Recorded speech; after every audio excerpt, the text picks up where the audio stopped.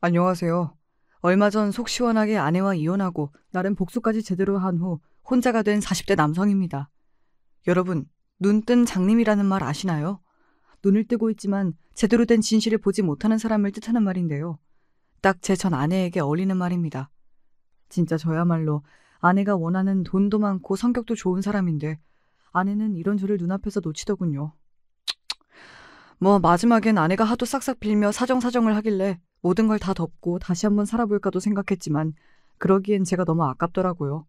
저는 돈도 많고 집도 있고 제 회사도 있고 아직 앞날이 창창한데 뭐가 모자라다고 또 제 인생을 아내라는 검은 잿더미 속으로 넣겠어요. 그래도 생각지도 못한 이혼이라 그런지 아직은 기분이 떨떠름하네요.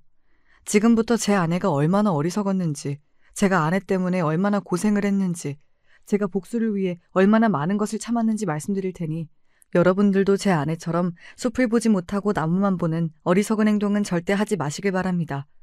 한 부분에만 집착하기보다 전체를 봐야 제대로 된 그림이 보이는 법이니까요.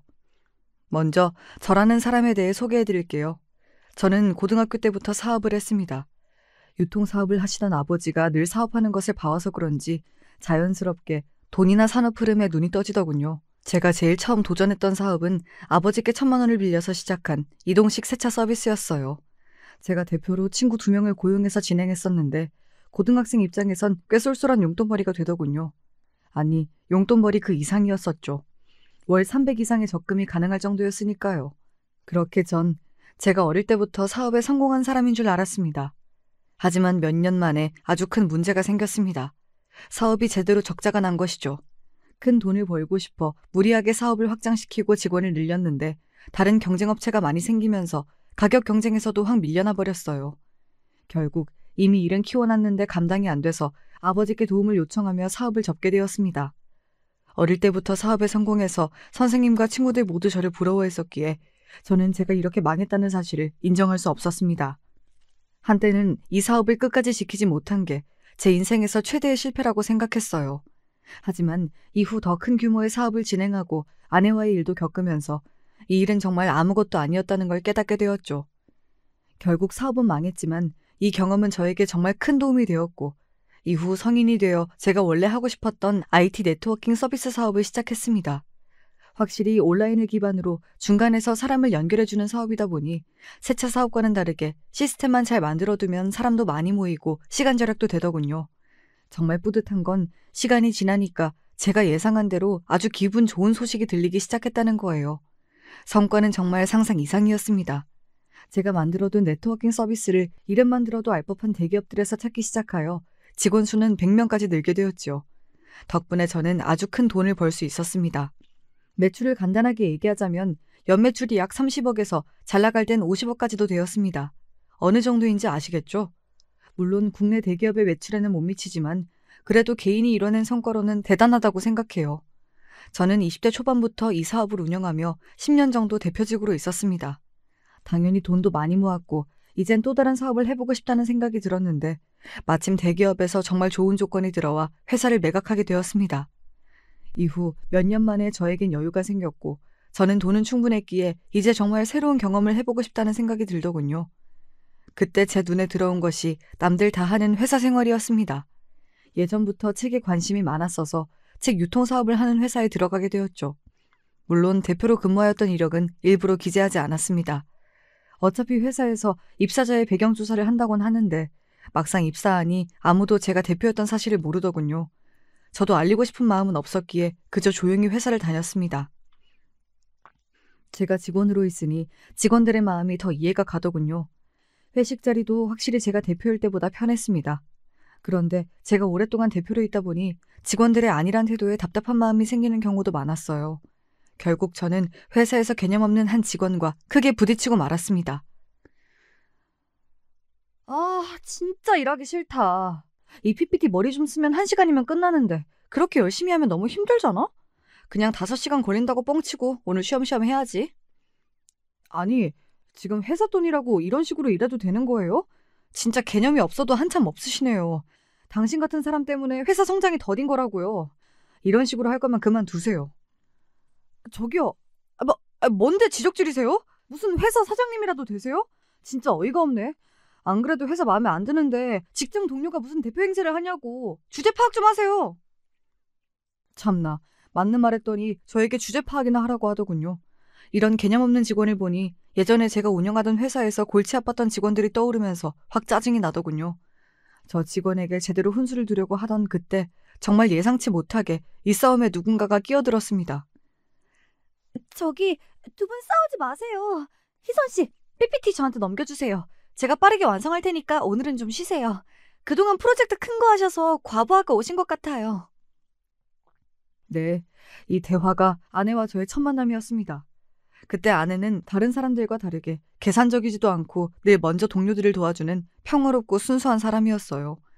딱 봐도 집이 잘 사는 것 같진 않았는데 몇 마디 해보니 돈 욕심도 전혀 없는 것 같더군요. 저는 늘 사업을 했어서 저와 다른 이 사람을 보니까 신기하기도 하고 수수한 그 모습이 너무 아름다웠어요. 결국 제가 아내에게 오랜 고민 끝에 고백을 했고 그렇게 저희는 사내 커플에서 어느덧 부부가 되었습니다. 그렇게 아내와 결혼을 하고 아파트를 구해서 신혼생활을 즐기고 있었는데 저에겐 한 가지 늘 아내에게 미안한 부분이 있었습니다. 바로 아직까지 저에 대해 솔직하게 다 얘기를 못했다는 점이었어요.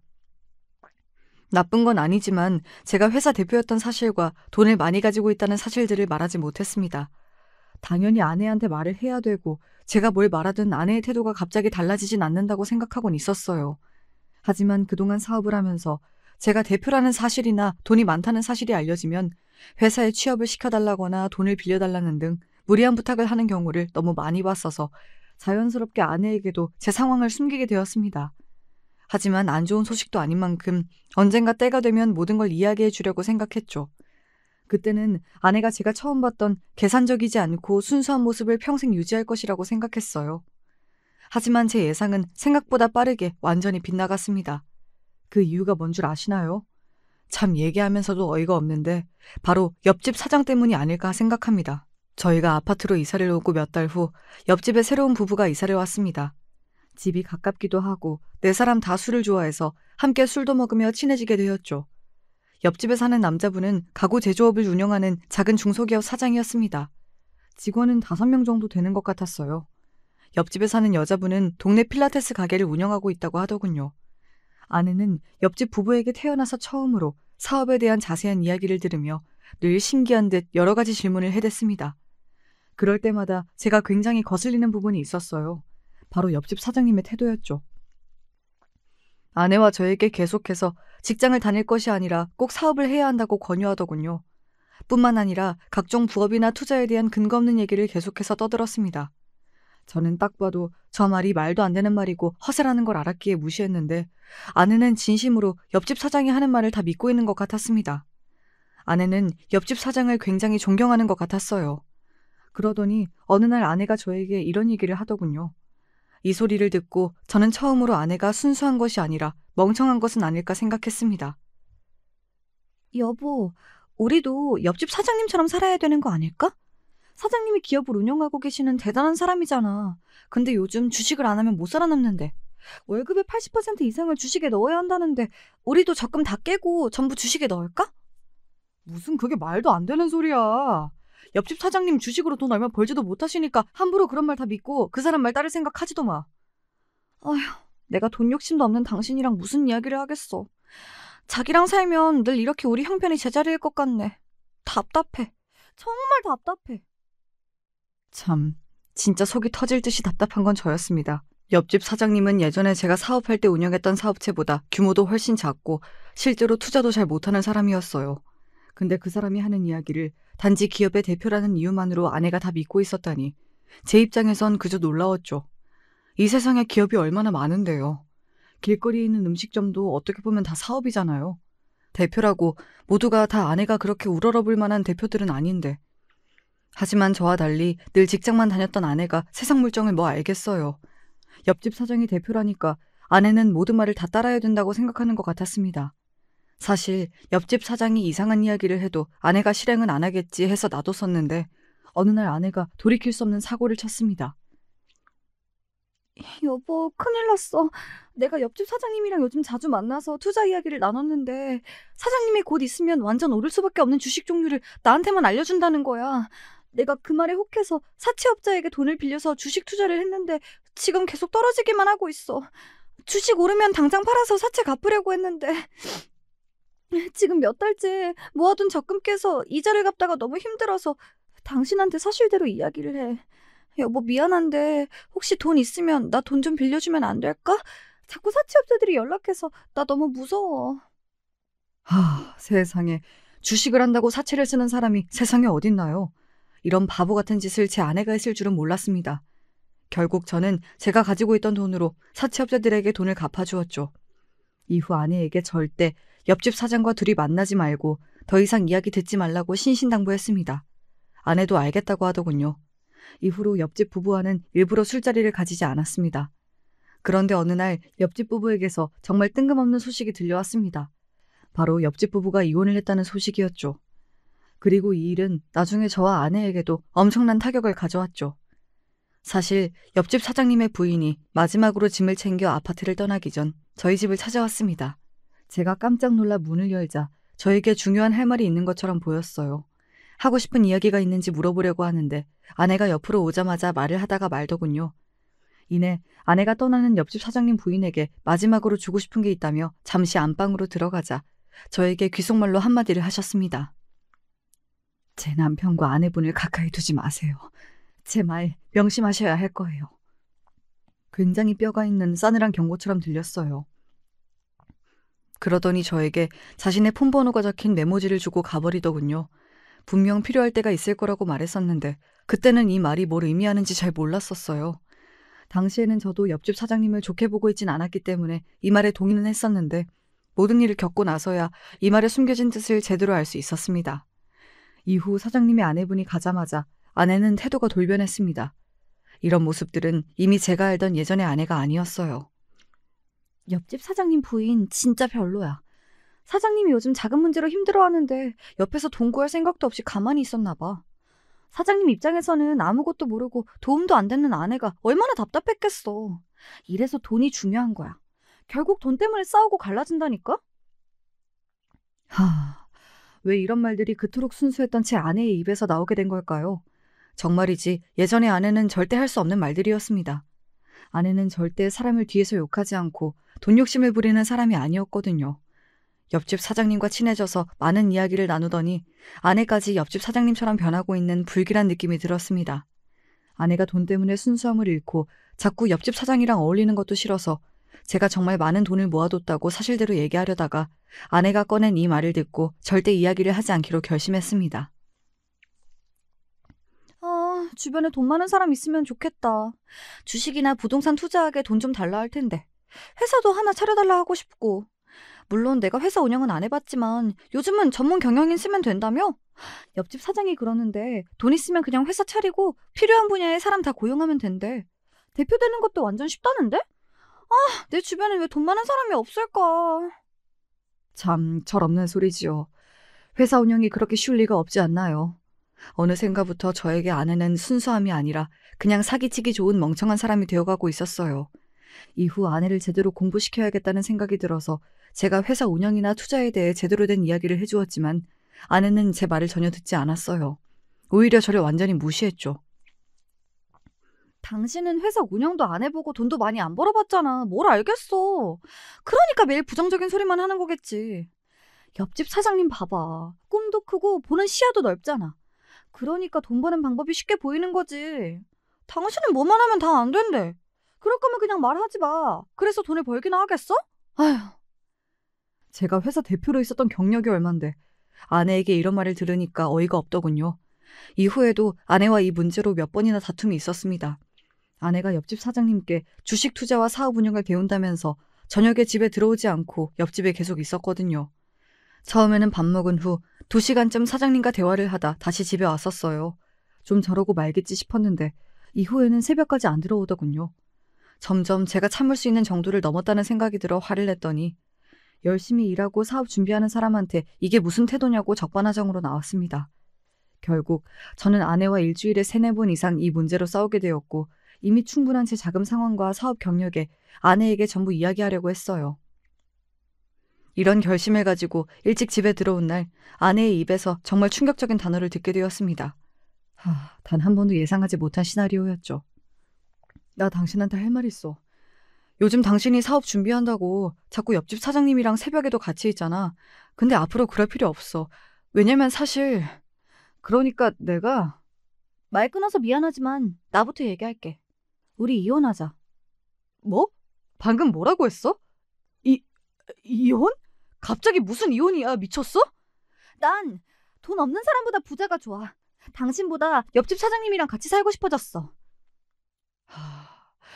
이 말을 듣는 순간 옆집 사장을 조심하라 하던 사장 부인의 말이 단지 옆집 사장이 허세가 많고 사업과 관련하여 근거 없이 좋은 말만 던지는 사람이어서 한 말이 아니라는 것을 이제서야 알게 되었습니다.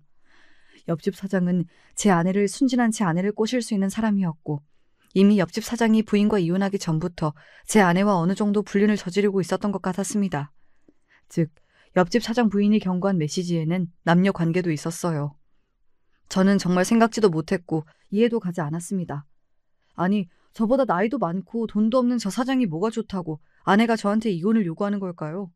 제가 저보다 잘난 사람이면 질투라도 나겠는데 그런 것도 없고 그냥 제가 세상에서 겪은 일 중에 제일 어이가 없었습니다. 이후 아내에게는 일부러 침착한 척 잠시 우리도 시간을 갖자고 서로의 마음을 좀 더 제대로 확인해보자고 얘기했어요. 아직 상황 파악이 안 됐고 제가 뭘 해야 할지 아무것도 확신이 서지 않더군요. 그저 머리가 복잡하고 속이 상했습니다. 이후 혼자서 아내가 한 말이 계속 떠오르면서 너무 수치심이 들더군요. 결국 계속 고민하다가 저와 비슷한 상황을 겪었을 옆집 사장의 부인에게 전화를 걸었습니다. 전화를 받은 그분의 반응은 정말 충격적이었어요.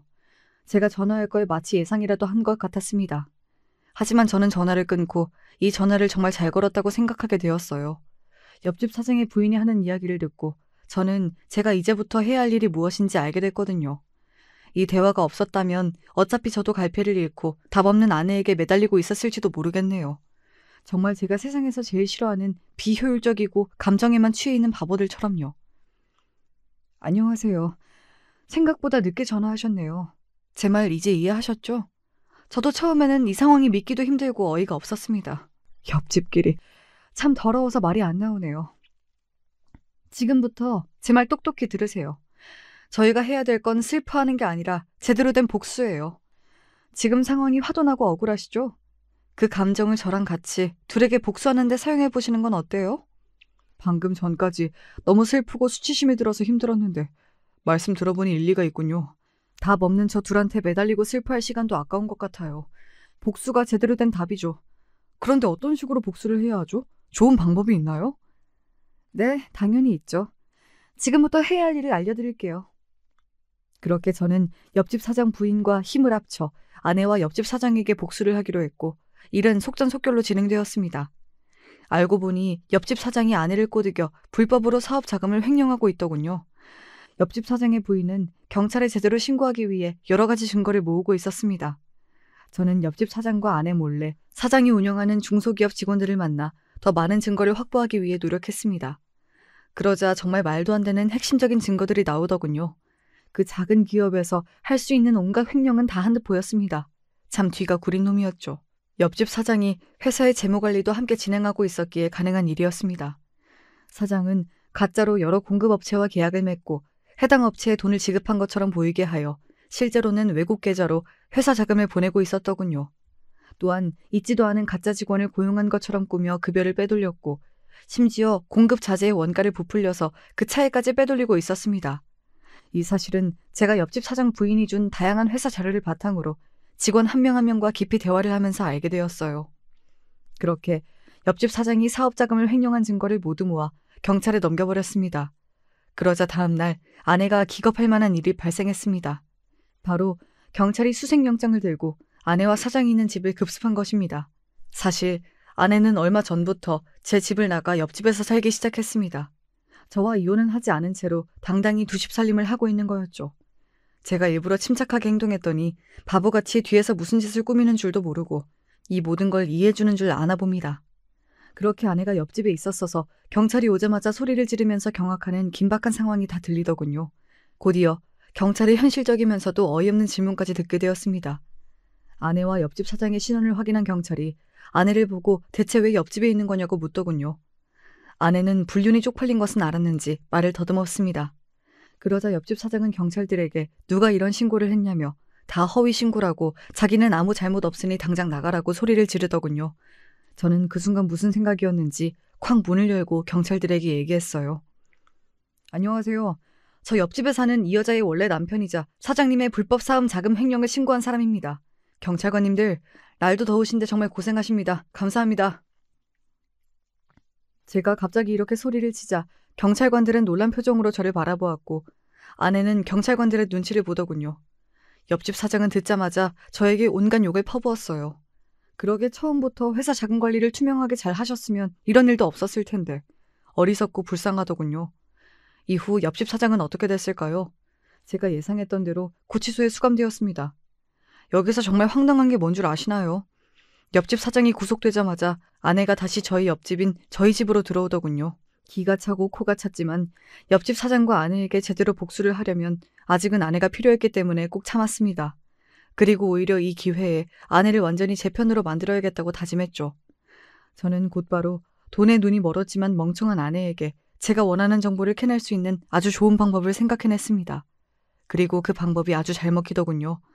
그러기 위해서 제가 먼저 아내에게 이 상황에 대해 사과를 건넸습니다. 아유, 답답한 나 대신 돈 많고 능력 있는 옆집 사장님이랑 새로 시작해보려고 당신이 용기를 냈을 텐데 왜 당신한테만 이런 일이 생긴대? 아참, 당신은 내가 이 상황을 만들었다고 오해할 수도 있겠구나. 우선 말없이 경찰에 신고해서 미안해. 근데 당신이랑 옆집 사장이 불법 자금 횡령한 걸 알고 있는 다른 사람들이 신고했다면 가지고 있는 모든 증거를 다 넘겨서 재판받을 때 더 불리했을 거야.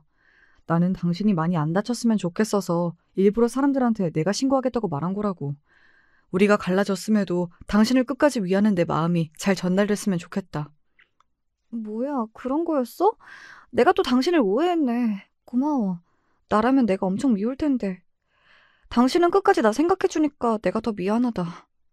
아, 옆집 사장이 절대 들킬 일 없을 거라 했는데 이게 어떻게 된 걸까? 다행히 경찰관들이 난 안 잡아갔는데 나중에 나까지 경찰서로 끌고 가는 건 아니겠지? 서류상으로는 당신이 안 들어가 있어서 당신이 직접적으로 피해보는 건 없을 거야. 그리고 당신이 피해를 보게 된다면 어떻게든 내가 도와줄게. 그래도 우리 한때 사랑했던 사이잖아. 사실 난 이 상황이 너무 속상해. 당신이 옆집 사장이랑 살아도 정말 잘 됐으면 좋겠거든. 그래서 말이야. 내가 당신을 돕고 싶어. 지금 상황으로는 사장님이 과징금이나 벌금 때문에 많은 돈을 잃거나 사업을 못하게 될 수도 있거든. 내가 어떻게든 알고 있는 사장님들한테 돈을 빌려서 당신이 옆집 사장님이랑 새로 사업을 시작할 수 있도록 돈을 마련해 줄게. 근데 그러려면 나도 지금 당신이랑 옆집 사장이 어떤 상황인지, 뒤에서 무슨 일을 하고 있는지 제대로 알아야 하거든. 지금부터 내가 묻는 거 전부 솔직하게 대답해 줄 수 있어? 정말? 당연하지. 나는 당신이 나 미워하는 줄 알았는데 아니었구나. 다행이다. 사실 당신이 돈은 없지만 너무 좋은 사람이라 내가 돈 때문에 옆집 사장님을 선택한 게 내 마음에 걸렸거든. 당신이 사업 자금만 지원해줄 수 있다면 난 뭐든 할 수 있어. 전부 물어봐. 역시 당신은 두뇌 회전이 참 빨라. 말 이해도 잘하고. 진작 사업을 했어야 되는데 내가 그런 사람이 아니어서 참 안타깝네. 먼저 옆집 사장이 불법 자금을 숨긴 해외 계좌랑 비밀번호를 다 나한테 알려줘야 하고 불법 장부가 있다면 그것도 날 보여줬으면 좋겠어. 이걸 다 알아야 내가 얼마나 필요한지 또 경찰이 닥쳤을 때 어떻게 해결할지도 얘기해줄 수 있거든. 옆집 사장은 내 말 안 믿을 것 같아서 나한테 이런 거 알려준다고 미리 얘기 안 했으면 좋겠다. 내 말 알아듣지? 그럼 일주일 내로 전부 정리해서 줄게. 정말 고마워. 돈 많이 벌면 당신도 줄게.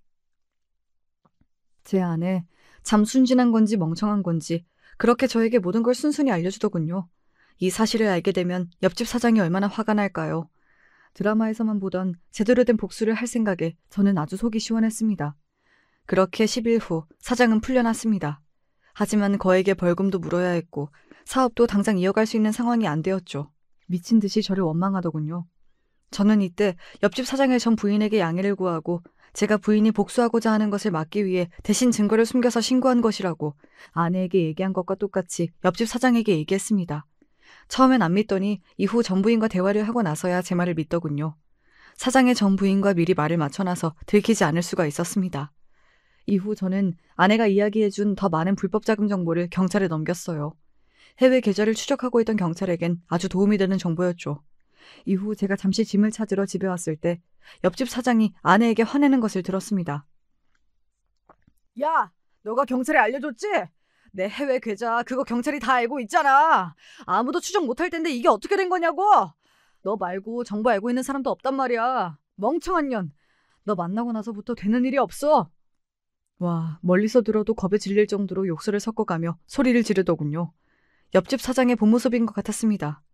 제 아내는 왜 골라도 하필 저런 놈을 골랐을까요? 대표로서도 남자로서도 그냥 사람으로서도 너무 별로였습니다. 이후 더 큰 소리들이 들렸어요. 물건을 바닥으로 던지고 있는 건지 물건들이 깨지는 소리가 들리더군요. 남자인 저도 겁을 먹을 정도였는데 이상하게 아내의 비명소리도 들리지 않았습니다. 제 추측으로는 저 사람이 저런 모습을 한두 번 보인 게 아니어서 아내가 익숙해진 게 아닐까 생각이 들더군요. 아내에게 더 이상 사랑의 감정은 당연히 없었고 사람 대 사람으로서 말려야 하는 건 아닐까 생각을 할 정도로 심각했습니다. 이후 물건을 던지는 것은 멈춘 듯 했고 아내와 다시 대화를 나누는 것 같길래 그냥 물건 가지고 다시 제 갈 길을 갔습니다. 저는 아직도 할 일이 많았어요. 경찰에서 하는 일과는 별개로 개인적으로 사장의 사업이 완전히 망하도록 뒤에서 손을 쓰고 있었거든요. 사실 경찰에게 불법 자금 정보를 전달하기 전부터 옆집 사장의 회사에 있는 직원들과 몰래 만나고 있었습니다. 곧 옆집 사장의 사업이 망할 것이라는 이야기를 전했죠. 이 사실이 믿기지 않고 저를 도울 생각이 없는 직원들에겐 제 인맥을 통해 다른 회사로 이직을 시켜주겠다고 제안했습니다. 정말 다행히도 한 명 빼고 모든 직원들이 저를 도와주기로 하였습니다. 제가 어떻게든 다시 사업이 진행될 것이라고 이야기하기도 했고요. 직원들은 저를 믿어주는 것뿐만이 아니라 제 아내와 불륜을 한 옆집 사장의 인성을 굉장히 문제 삼더군요. 사람 대 사람으로서 저를 걱정해주기도 하였습니다. 사실 이야기를 나눌수록 제가 생각했던 것보다 능력 있고 너무 좋은 사람들이라 제가 회사를 차리면 데려오고 싶을 정도로 탐이 났습니다. 결국 저는 오랜 고민 끝에 직원들에게 아주 중요한 계획을 이야기했습니다. 과연 제 계획이 무엇이었을까요? 저는 이 계획을 아내와 옆집 사장에게도 똑같이 얘기해서 그들을 설득해야 했기 때문에 먼저 아내를 만났습니다. 아내는 만나자마자 울상을 짓고 있더군요. 옆집 사장의 사업이 망한 것 같다면서요. 저는 아내에게 달콤한 말을 건넸습니다. 지금 잘 되고 있는 사업의 종류를 보여주며 사장을 설득해 큰 돈을 대출받아 당장 새로운 사업을 시작하라고 했죠. 모자란 돈은 당연히 제가 저번에 얘기한 대로 보태주겠다고 했고요. 아내는 대출을 받아본 적이 없었기 때문에 처음엔 제 말을 거절했지만 제가 예전에 대출을 받은 것을 보여주며 사업을 안 하는 저조차도 대출을 받을 수 있다고 아내를 설득하니 알겠다고 했습니다. 결국 제 말이 잘 먹혔는지 아내는 그날 밤 문자를 보내왔습니다. 당신 말대로 사장님 설득해서 아주 큰 대출을 받았어. 나도 받고 사장님도 받았어. 사실 너무 큰 돈이라 불안하긴 한데 당신 말 믿고 하는 거니까 무슨 일 있으면 당신이 같이 책임져 줄 거지? 어? 저는 계속해서 아내를 안심시키고 이후 사업이 잘 될 수 있게 다양한 정보를 주며 도와주었습니다. 대신 아내에게 한 가지 조건을 걸었어요. 제가 사업 자금을 마련해주고 도와주는 대신 직원들에게 회사 지분을 일정 부분 주고 직원들을 모두 주주로 임명해달라는 것이었습니다. 옆집 사장은 이 말을 듣고 처음엔 제가 회사를 맘대로 하려 한다며 분노했지만 아내는 대주주는 옆집 사장이라는 말에 흔쾌히 동의하더군요. 이후 옆집 사장과 아내의 새로운 사업은 승승장구했습니다. 사실 저는 배가 아프지도 않았어요. 모든 게 제가 만들어 놓은 판이었기 때문이죠. 이 사업이 잘 되어야지 제가 원하는 걸 할 수 있었거든요. 사업이 어느 정도 안정되자 저는 아내에게 사업을 확장할 것을 제안했습니다. 이번에는 사업 자금을 대출 없이 제가 모두 제공하는 조건이었죠. 아내는 제가 아내에게 미련이 남은 줄 알더군요. 저한테 이제 자기를 옆집 사장에게 보내달라고 아니면 자기가 정말 미안해서 잠을 못 자겠다고 얘기하던데 제가 보기엔 늘 생각 없이 잠 안 자는 것 같아서 전혀 진심이 느껴지지 않았습니다. 아내에게 오만정이 다 떨어진 지 오래여서 아내와 사적으로 감정적인 이야기하는 것을 최대한 피하고 말을 돌려 사업 얘기만 하려고 노력했죠. 결국 아내는 제 바람대로 옆집 사장에게 사업을 확장할 것을 얘기했고 그 사업 확장에 제가 중요한 키가 된다는 것을 전하기 위해 저는 다른 사람들이 보면 아무리 복수라 해도 절대 있을 수 없는 상황까지 만들게 되었습니다. 바로 옆집 사장과 저와 아내가 셋이서 함께 밥을 먹는 자리를 마련한 것이었습니다. 아내 입장에선 아직 혼인관계에 있는 전 남편과 다시 혼인관계를 시작한 바람남 불륜남과 함께 밥을 먹는 상황이네요. 제가 말하면서도 이게 뭐하는 짓인지 어이가 없네요. 저는 이 둘을 만나서도 미친 듯이 착한 척을 했습니다. 솔직히 같이 있는 것 자체가 역겨웠어요. 하지만 제대로 된 복수를 하려면 계속해서 참아야 했죠. 제가 이 둘에게 뭐라고 했는 줄 아시나요? 저는 공과 사를 잘 구분하는 사람입니다. 사적으로 저에게 큰 상처를 준 두 사람이지만 사업적으로 볼 때 정말 능력 있는 사람이라고 생각해서 사업 자금을 마련해드린 거예요. 그리고 좋은 성과를 내신 걸 보니까 역시 제 믿음이 틀리질 않았네요. 그리고 저는 이제는 둘의 진정한 사랑을 응원하고 있습니다. 이런 말도 안 되는 소리까지 해댔습니다. 저 이 정도면 배우해도 될 것 같지 않나요? 어떻게 속마음과 다른 소리를 이렇게까지 잘할 수 있는지 제가 생각해도 놀라웠어요. 제가 이렇게 말하니 옆집 사장은 저를 미친놈처럼 바라보더군요. 하지만 저를 철석같이 믿는 아내가 제 말이 진심이라고 계속해서 얘기하자 의심의 눈초리를 거두는 듯 보였습니다. 결국 저는 아내에 이어 옆집 사장에게도 같은 배를 탔다는 느낌을 제대로 심어주었죠. 제가 이런 행동을 괜히 한 건 아니었어요. 바로 며칠 후에 있을 제대로 복수할 상황을 위해서였습니다. 그리고 드디어 제가 기다리고 기다리던 그날이 되었습니다. 사실 며칠 전 아내와 옆집 사장과 밥을 먹을 때 더 큰 사업 확장을 제안하면서 제가 사업 확장을 위한 인프라와 돈을 제공하는 조건으로 앞으로 회사의 주주로서 지분을 가지고 싶다고 이야기했었습니다. 물론 이 말은 다 뻥이었어요. 제가 원하는 걸 얻기 위해서 그럴듯하게 말해본 것이었죠. 그리고 오늘은 옆집 사장이 일이 있어서 아내와 저 둘만 만나서 사업 확장을 위한 계약서를 작성하는 날이었습니다. 아내는 저를 만나자마자 기쁜 표정으로 연신 고맙다고 얘기하며 계약서를 정말 대충 읽어보더군요. 그러더니 제 예상보다 훨씬 빨리 도장을 찍었습니다. 참 허무했어요. 이 계약서에 도장을 찍게 만들기 위해서 제가 얼마나 역겨운 일들을 견뎌왔는데 아내는 그걸 아는지 모르는지 너무 쉽게 자기가 한 번에 무너질 이 서류에 도장을 찍어버리더군요. 참, 여러분, 이 서류가 어떤 건지 아시나요? 겉으로는 사업 확장을 위한 계약서처럼 보이지만 사실은 아내와 옆집 사장을 한 번에 무너뜨릴 수 있는 어마어마한 계약서입니다. 이 계약서에는 치밀한 함정이 있었어요. 바로 아내와 옆집 사장이 사업의 소유권과 지분의 80%를 저에게 완전히 넘기는 내용이 포함되어 있었습니다. 아내는 제가 사업을 잘 모른다고 믿고 아무 의심을 안 했을 거예요. 다음날 옆집 사장도 계약서에 함께 사인을 하기로 했었는데 그래도 한 회사의 사장이니까 계약서와 관련해선 굉장히 깐깐할 것이라고 생각했어요. 하지만 옆집 사장도 제 아내와 다를 바가 없더군요. 계약서를 읽어보지도 않고 사인을 해버렸습니다.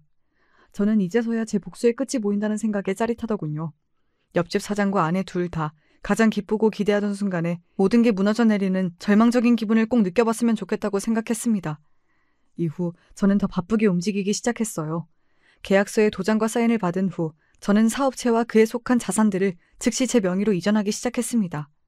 이후 이미 제 편이었던 회사의 주주들에게 대주주와 대표이사의 변경이 있을 것 같다고 주주총회를 연다고 이야기했죠. 이 소식은 당연히 옆집 사장에게도 전해졌겠죠? 그날 저녁 옆집 사장과 아내가 제 집 문을 미친 듯이 두드리더군요. 저에게 갑자기 직원들이 딴소리를 한다고 대주주가 바뀌는 문제가 생길 것 같다며 난리를 쳤습니다. 제가 과연 문을 열어줬을까요? 아니요. 정확히 말하면 문을 열어줄 수 없었습니다. 저는 다른 아파트로 이미 이사를 갔거든요. 그 집은 당시 집이 필요했던 제 친구에게 사용하라고 월세를 줬죠. 근데 그 친구가 워낙 몸집이 크고 멀리서 보면 꼭 건달 같은 이미지라 옆집 사장이 보자마자 완전히 쫄았다고 합니다. 이후 저는 옆집 사장과 아내의 연락을 모조리 씹었습니다. 더 이상 받아야 할 필요가 없잖아요. 전 원하는 걸 이미 손에 넣었으니까요. 그리고 며칠 후 드디어 제가 그토록 기대하던 주주총회 날이 되었습니다. 이날 그토록 기다렸던 제대로 된 복수를 할 기회였죠. 물론 주주라고 해봤자 7명 정도 있었지만 어쨌든 믿었던 도끼에 발등이 찍히고 모든 직원과 돈이 날아가는 기분은 제대로 느끼게 해줄 수 있지 않나 싶네요. 주주총회에 도착하자 아내와 옆집 사장은 얼굴이 사색이 된 채 긴장해 있더군요. 이후 둘은 저를 보면서 왜 전화를 안 받았냐고 소리를 쳤습니다. 여보, 아니 김정현 주주님, 왜 이렇게 전화를 안 받으시나요? 지금 회사에 무슨 일이 있었는지 아세요? 이런 중요한 순간에 대체 왜 연락을 씹으시냐고요. 뭐야? 어디 있다 이제야 나타나는 거야? 제정신이야? 너가 돈 보태놓고 이 사업까지 망하면 어쩌려고 이런 식으로 일 처리를 해? 참, 둘 다 제가 대주주라는 사실은 꿈에도 모르나 봅니다. 집에 가서도 작성한 계약서를 전혀 읽어보지 않는 듯 했어요. 한마디로 사장이 될 자격이 없는 사람들인 거죠. 둘이 저한테 친 그 호통이 저에게 할 수 있는 마지막 호통이었다고 저는 생각합니다. 곧 제가 대주주로 소개가 되었거든요. 이 소리를 듣자마자 아내와 옆집 사장은 굉장히 놀란 듯 했습니다. 아내는 전혀 상황 파악이 안 되는 눈치였고요. 눈앞에서 회사를 빼앗긴 건데 그것도 모를 정도로 머리가 안 돌아가나 보더군요. 옆집 사장은 이 상황이 너무 억울하고 분한지 그 자리에서 소리를 쳤습니다. 뭐야? 왜 당신이 대주주가 된 거야? 그럴 리가 없잖아. 이게 어떻게 된 거냐고? 아직도 상황 파악이 안 돼? 당신이랑 내 전 아내가 이미 이 서류에 사인했잖아. 여기 적혀있는 거 보여? 사업의 소유권과 지분의 80%를 나에게 넘긴다. 대신 사업 자금을 받는다. 그리고 직원들도 이미 다 동의했고. 그리고 혹시나 몰라서 하는 말인데 사업 자금은 한 달 안에 갚는다. 이 조항 잊지 말고. 여보, 그런 내용은 없었잖아. 당신이 이 서류는 사업 확장을 위한 계약서라고 했었잖아. 이런 바보같이 멍청한 여편네야. 너가 다 읽어봤다고 사인하라 해서 나도 사인한 거잖아. 이제 어떻게 할 거야? 내가 힘들게 이룬 회사가 다 저놈한테 넘어가게 생겼다고. 네가 다 책임져. 내 돈 내놔. 탐욕의 화를 부른다더니 처음부터 멍청한 나는 사업에 발을 안 들일 걸 그랬어. 여보, 혹시 나한테 복수하려고 했던 거야? 제발 이러지 마. 나랑 옆집 사장 잘 되게 도와준다며. 그렇게 저를 보고 울부짖고 아내와 미친 듯이 싸우는 옆집 사장을 뒤로하고 저는 당당히 주주총회를 나왔습니다. 이후 저는 다시 회사의 대표이사가 되었고 회사 사람들은 아내와 옆집 사장의 불륜 소식을 알아서인지 직원 이상으로 옆에서 저를 더 많이 신경 써 주었습니다. 저는 직원들을 위해서라도 이 회사를 제대로 키워봐야겠다고 생각했죠. 아내는 잃었지만 대신 회사와 직원들을 얻었다고 볼 수도 있겠네요. 이후 옆집 사장과 아내는 어떻게 됐을까요? 당연히 해고했습니다. 사실 제가 이 회사의 대주주로 임명되지 않았더라도 이미 둘은 직원들에게 해고를 당했을 것 같아요. 왜냐면 제가 직원들이랑 계속 연락을 하고 있어서 이 소식을 알게 되었는데 둘이 회사를 운영하던 그 짧은 시간 동안에도 불법으로 횡령을 하고 있었더라고요. 직원들은 저에게 증거를 모아두고 싶다고 조언을 구했습니다. 저는 서류를 복사해두고 USB 증거자료도 모조리 복사해두고 회의할 때 등은 꼭 녹취록을 켜두라고 얘기해줬습니다. 직원들은 저에게 정말 고마워하더군요. 늘 얼른 제가 대주주가 되어 회사의 대표이사로 왔으면 좋겠다고 얘기했습니다. 참 옆집 사장은 개벌은 남 못 준다더니 어떤 회사에서든 평생 횡령이나 하며 거지처럼 살 모양입니다. 이후 회사 사람들을 통해 전 아내의 소식도 들었습니다. 안타깝고 씁쓸한 소식이더군요. 회사와 재산을 모두 잃고 알코올 중독에 빠져 살던 옆집 사장이 결국 아내를 수차례 폭행했다고 하네요. 이후 참다 못한 아내가 경찰에 옆집 사장을 신고했다고 합니다. 이후 제가 분실 사건으로 경찰서에 간 적이 있었는데 아내가 저를 찾았다고 얘기해 주더군요. 저기요, 어떤 식으로 폭행을 했는지 말씀을 해 주셔야 저희가 조사를 하죠. 저 사람이 폭행 사실을 자세히 얘기하면 저를 가만히 두지 않을 거라고 얘기했어요. 제가 그동안 일했던 월급도 아직 못 받았는데 돈도 안 줄 것 같단 말이에요. 저 그냥 제 전남편이 너무 보고 싶어요. 경찰관님도 제 전남편 아시죠? 저번에 옆집에서 제 원래 남편이 튀어나왔었잖아요. 옆집 사장을 만나면서 양심이 없어지더니 쪽팔림도 없어졌나 봅니다. 어떻게 저 앞에서 다시 제가 보고 싶다는 말을 꺼낼 수 있었을까요? 이 정도면 제 아내는 그동안 얼마나 저를 호구로 한 걸까요? 이후 옆집 사장은 실형을 받았다고 합니다. 아내의 몸에 멍이 들 정도로 폭행 증거가 심각해서 도저히 실형이 안 나올 수 없는 정도였다네요. 이후 둘의 관계는 제대로 막을 내렸다고 들었습니다. 제가 이 소식을 들은 후에 회사 직원들의 선물을 사기 위해 백화점에 들른 적이 있었습니다. 그동안 직원들이 정말 열심히 해줘서 명품을 하나씩 사주려고 하던 참이었어요. 그런데 그 순간 익숙한 얼굴이 보이더군요. 바로 다시는 못 볼 줄 알았던 아내를 백화점에서 만난 것이었습니다. 아내의 몰골은 예전에 제가 반했던 그 모습이 아니었어요. 초췌하기 짝이 없었죠. 제가 명품을 살 동안 백화점에서 청소일을 하고 있더군요. 그냥 지나치려 했는데 아내가 깜짝 놀라며 저를 불렀습니다. 손에 있는 거 뭐야? 명품이야? 요즘 내 회사, 아니 당신 회사가 그렇게 잘 되나 봐? 당신 명품 같은 것도 돈 무서워서 못 사는 줄 알았는데 세상에 이걸 10개씩이나? 와... 참, 명품 사는 제 모습이 낯설었던 모양이에요. 그러자 저는 아내가 더 깜짝 놀랄 만한 것을 보여주었습니다. 백화점에서 일하는 아내는 이걸 바로 알아보더군요. 바로 일정 금액 이상 쓴 사람만 가질 수 있는 백화점 VIP 등급 카드였습니다. 아내는 이 카드는 VIP 등급 카드의 옛날 버전이라면서 대체 어떻게 이 카드를 갖고 있냐고 묻더군요. 저는 더 이상 아내에게 단 하나의 온정도 베풀 생각이 없었기 때문에 처음이자 마지막으로 사실을 얘기해 주었습니다. 내가 이 카드를 가지고 있을 수 있는 건 처음 당신을 만나기 전부터 이 카드를 쓸 만큼 돈을 잘 벌었기 때문이지. 몰랐나 본데 난 당신이 들으면 알만한 IT 서비스 기업의 대표이사였고 이미 평생 살 수 있을 정도로 많은 돈이 있어. 당신이 날 배신하고 간 그 옆집 사장과는 비교도 안 될 만큼 큰 회사와 많은 돈이지. 뭐?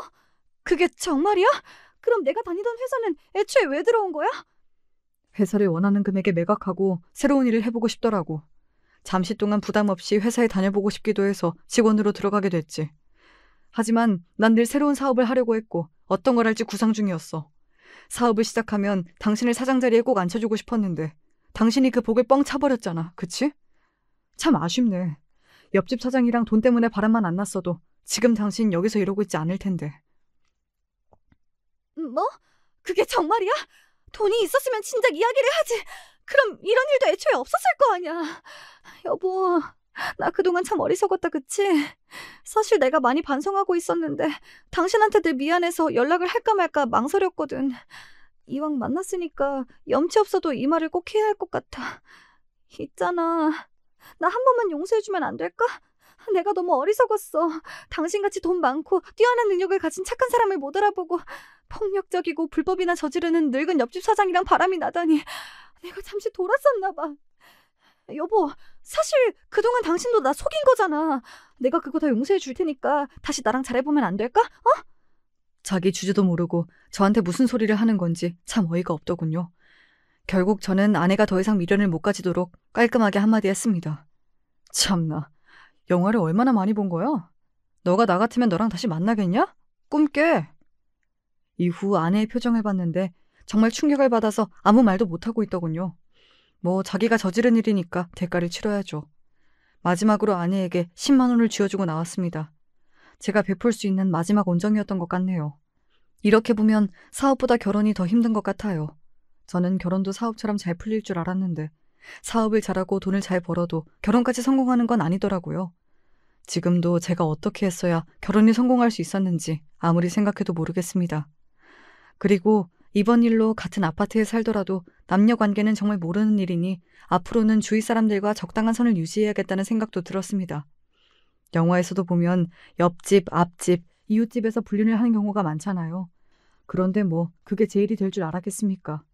정말 어쩌다가 옆집 잘못 만나서 별의별 생고생을 다 했네요.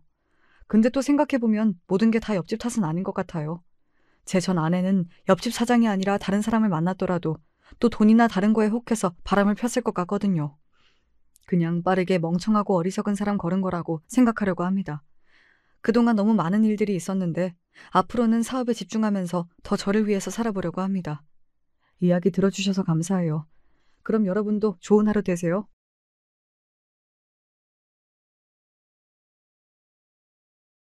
전 개인적으로 사고방식이 어릴 때보다 많이 굳어버렸다는 것을 실감할 때면 나이를 먹었다고 생각이 들어요.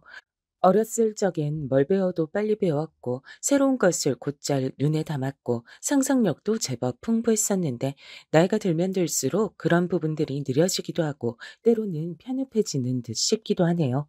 만약에 지금보다 더 어리고 젊은 나이에 이런 사연을 쓸 기회가 주어졌다면 설레는 마음으로 이런저런 문장들을 궁리해 봤을 것이란 생각도 들고요. 나름의 노력을 다해서 제가 겪은 이야기를 사연에 빠지다에 풀어볼게요.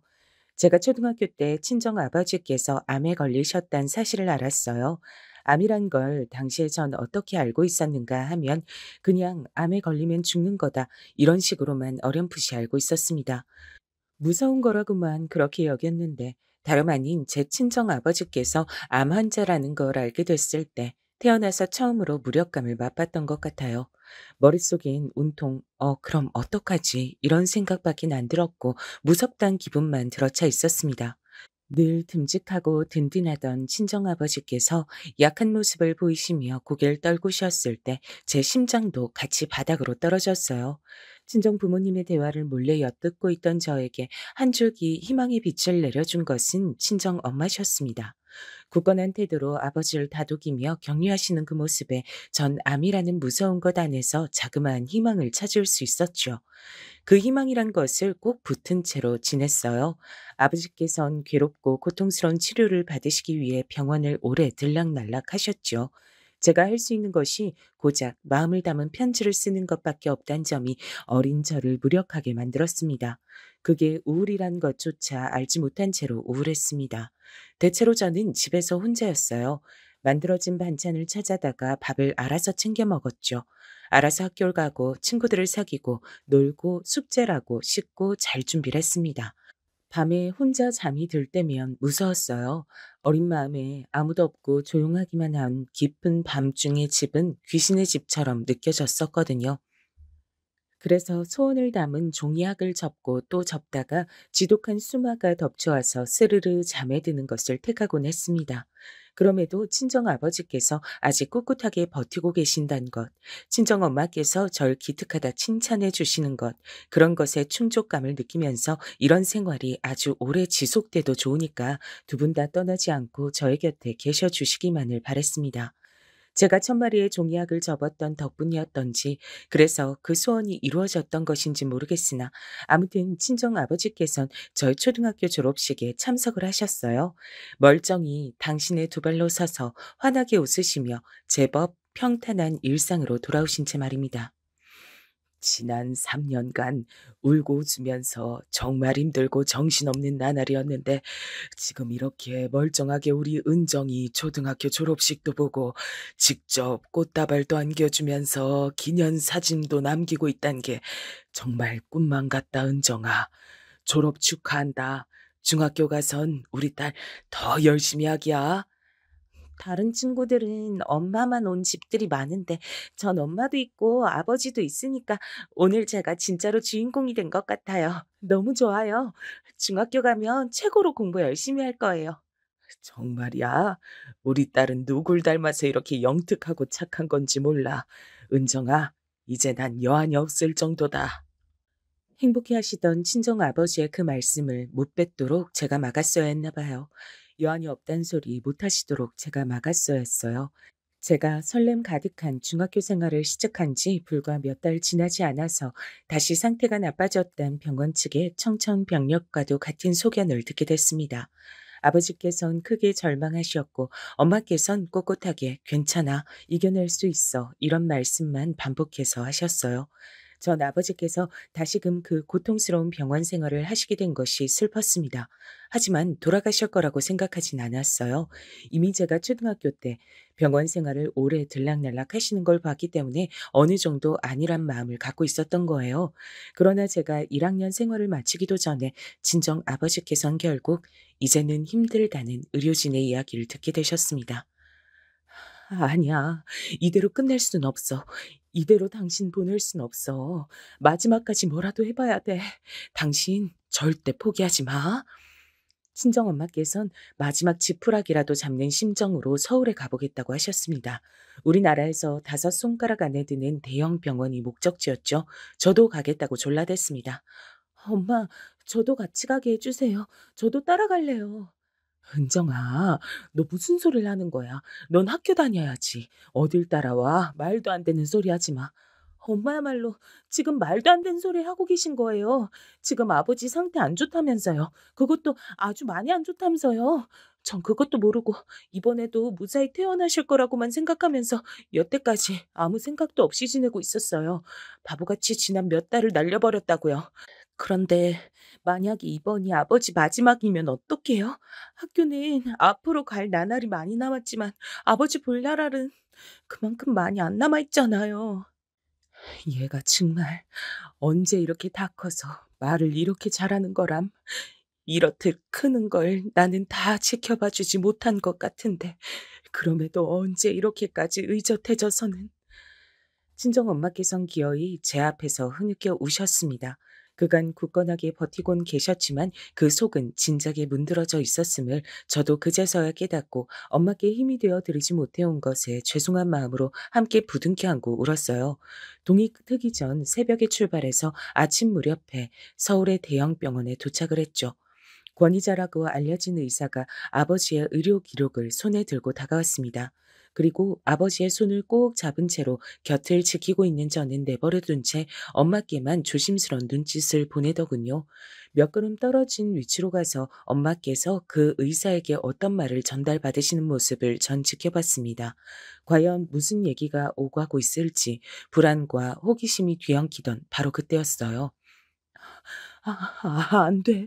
안 돼요. 아직은 안 돼요. 제발요. 부탁드립니다. 안 돼. 친정엄마께서 당신의 가슴을 치시며 작은 소리로 그러나 그 안에 담긴 비통함만은 흘러넘치는 오열을 하셨습니다. 다리에 힘이 풀린 듯 바닥에 주저앉으시는 동안에도 엄마의 온몸이 주체할 수 없을 정도로 심하게 떨리고 있었어요. 그 앞에서 의사는 숙연하게 고개를 떨구고 있었습니다. 안 되는구나. 아무 치료도 더 이상 가능하지 않고 이젠 아버진 돌아가실 일만 남은 거구나. 그 사실을 전 새삼 깨달으며 이를 악물고 울음을 참아냈습니다. 호흡기를 단 채로 눈을 감고 계신 아버지께서 부디 지금의 상황을 모르시길 바랬으니까요.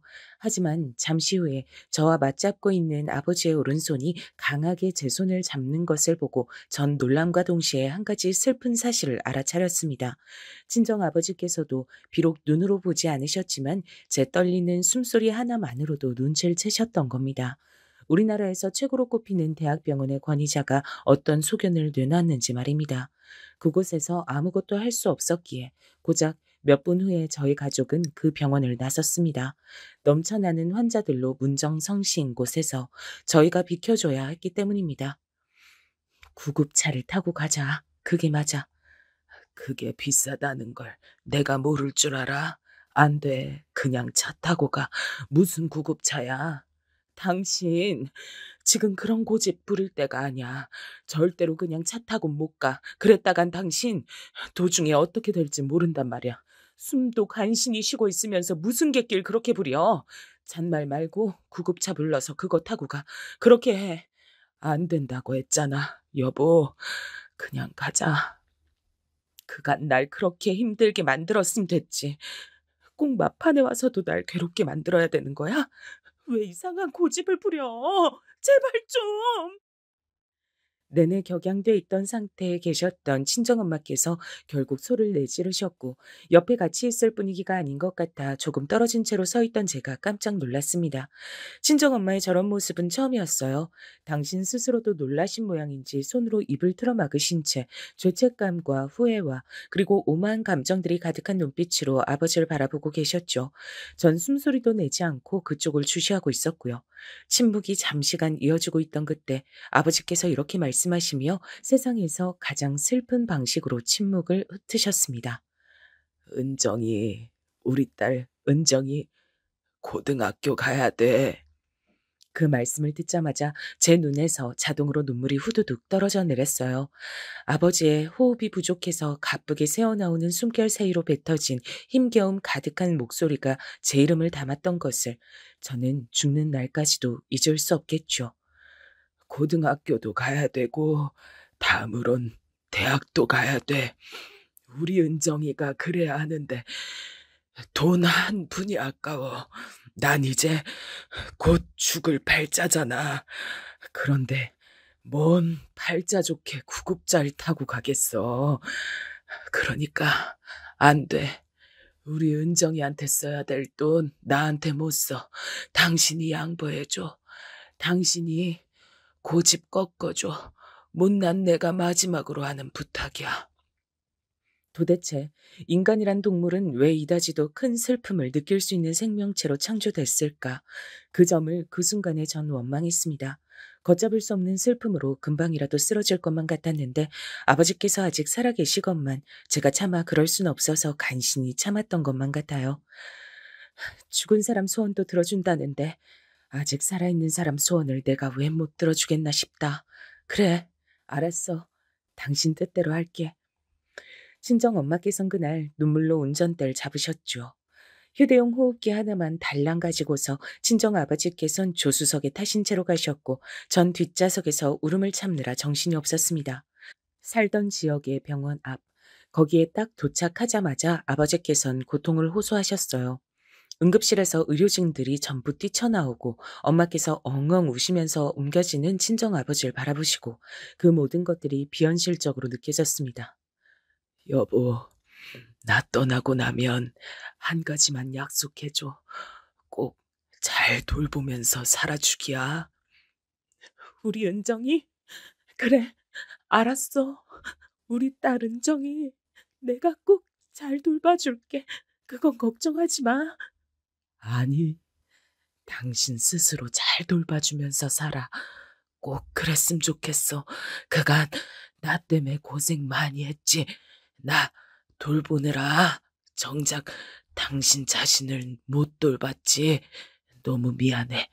그러니까 이제는 당신 스스로 돌보면서 살아줘.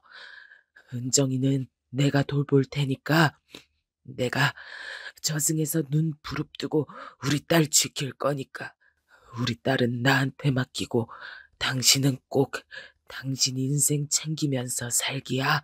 알았지? 약속해줘. 마지막 순간에 정말 기적이라고 밖엔 설명이 안 되는 일이 벌어졌어요.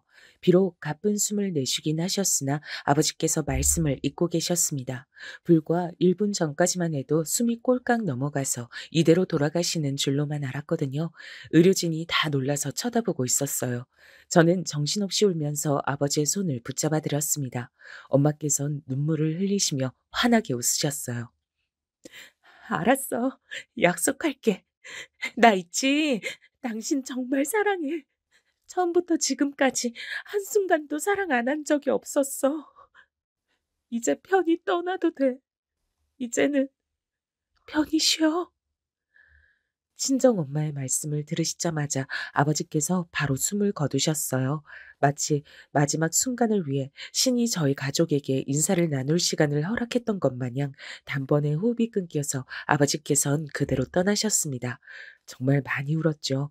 하지만 절 끝까지 생각해 주시고 사랑해 주신 아버지의 따스한 마음이 제 안에 남아 있어서 마냥 괴롭지만은 않았습니다. 그리고 저에겐 엄마께서 계셨으니까요.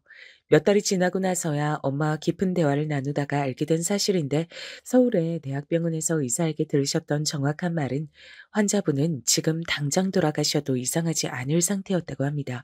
구급차도 아니고 일반 차를 타고 무사히 사는 곳 지역까지 돌아온 것부터가 기적이었던 거예요.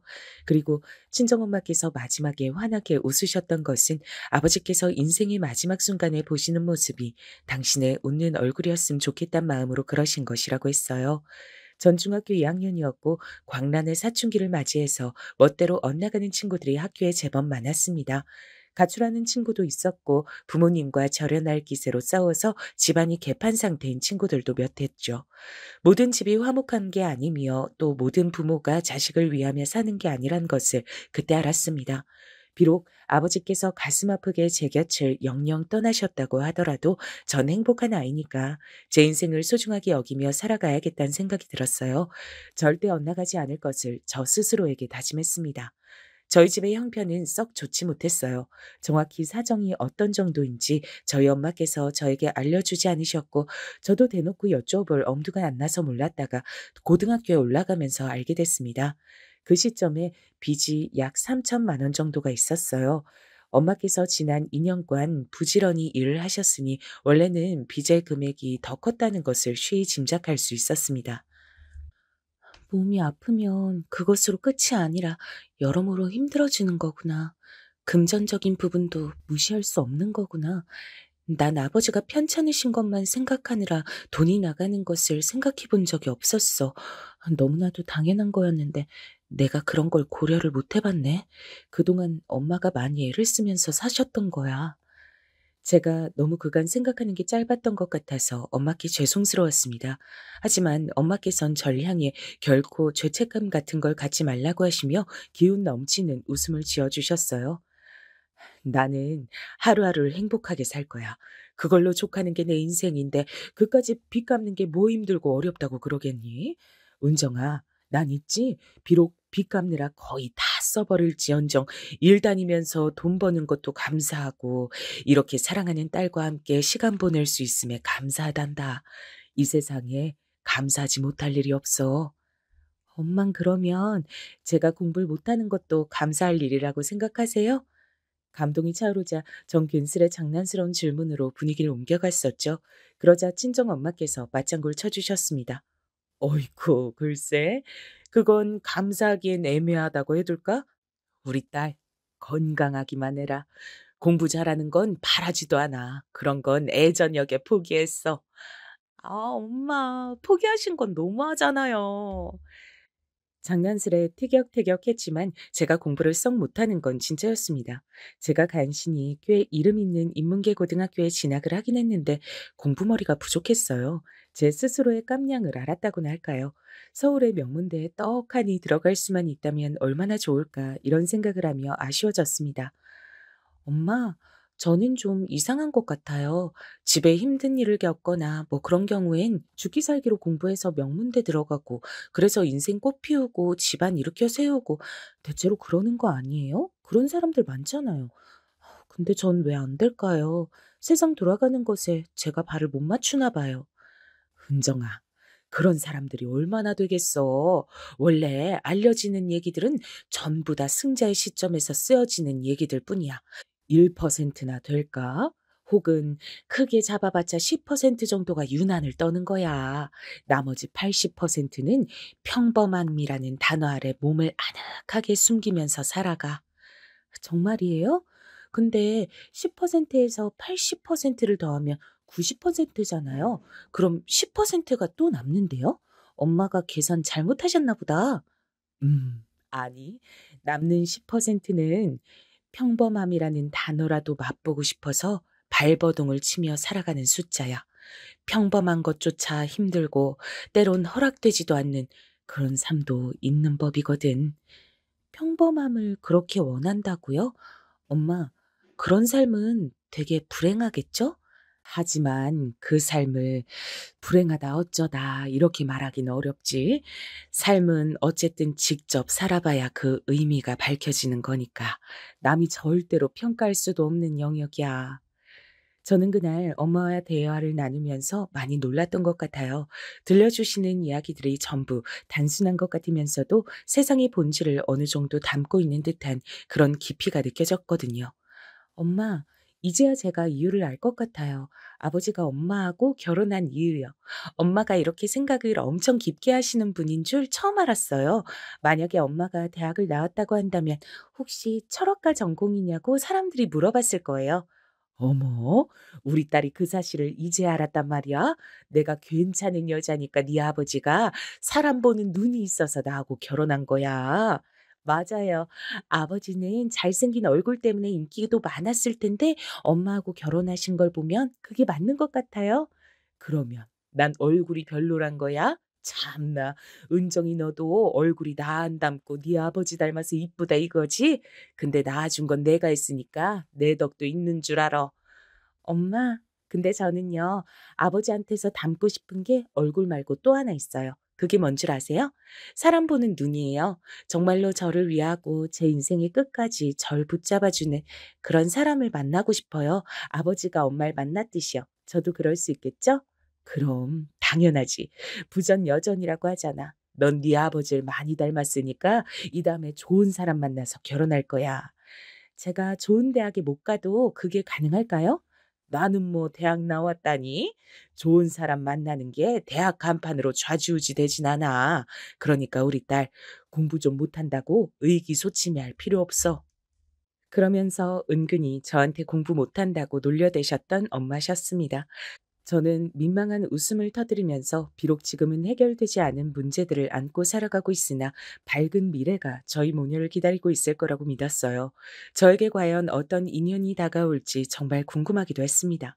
전 대학을 학비가 지원이 되는 전문대로 갔죠. 대학과 연계가 되는 곳에서 첫 취업을 했고요. 그때가 되자 집에 빚은 없는 상태였으며 취업하던 시기와 비슷하게 이사도 갔습니다. 더할 나위가 없었습니다.